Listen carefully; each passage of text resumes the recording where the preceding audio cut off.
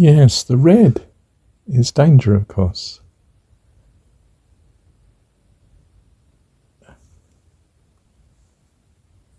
And the hood. We associate hood with hiding something, of course. But a riding hood, well, the great riders were the Central Asian,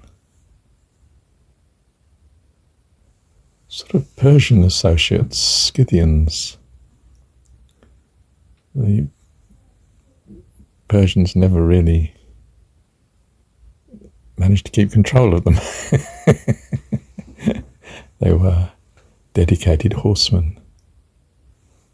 The first people, apparently, to wear trousers as opposed to, sort of dress. Because, of course, you're horse riding.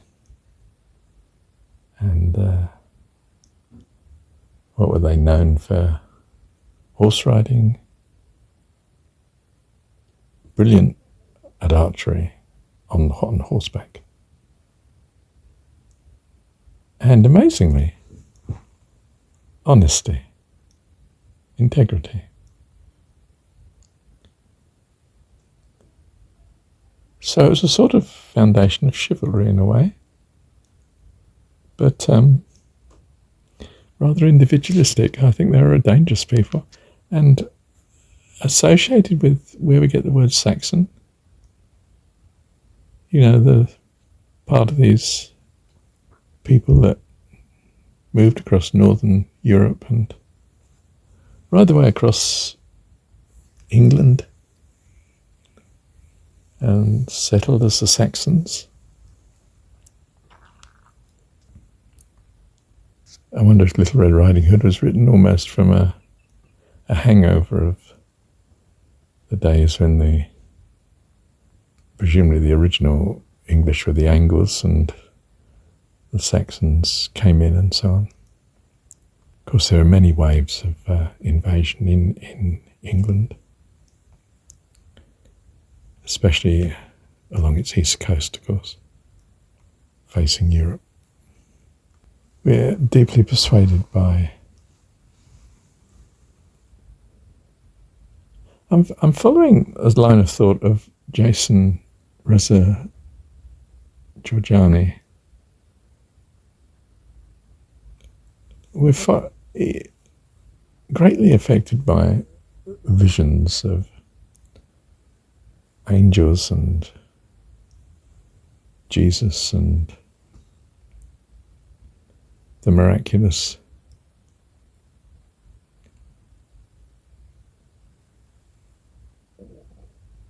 But he argues, and I think not to be ignored, is this really what we value? Or is it the goodness of God, sincerity and earnestness and faithfulness and loving kindness of a friend? Is that the same as a glorious white vision of splendor? Jesus in flowing robes and blue eyes and fair hair, of course. Not quite your typical Jew. Or as my friend phoned me up one day and said, I've seen Jesus. I said, oh, really? Yes, what was he wearing? I was in a suit. Came into my bedroom. Oh. I didn't know how to react. I didn't want to show any disbelief, but on the other hand, my mind was riddled with it.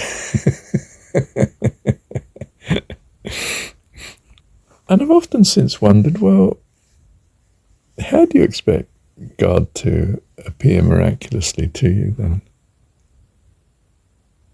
And it occurs to me strongly now, I don't. just an overwhelming inner conviction of his kindness or his love or his goodness. I'm not sure what. I'm sure he is, though. And he knows if and how it would be best to be truly understood, to be totally genuine and real, wonderful and eternal.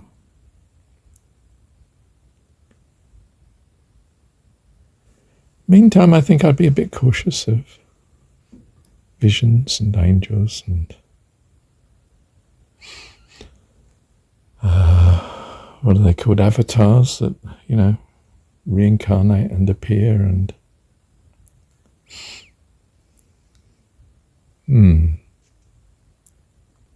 we are so easily led astray, aren't we? I think the only convincing way is a realization in our mind and being of the sheer wonderfulness of God. And just as no incarnation can do that justice, as regards God in his completeness, you understand, nor can any vision, any appearance, but only an overwhelming certainty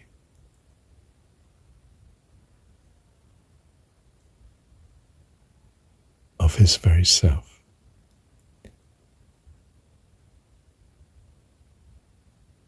And none other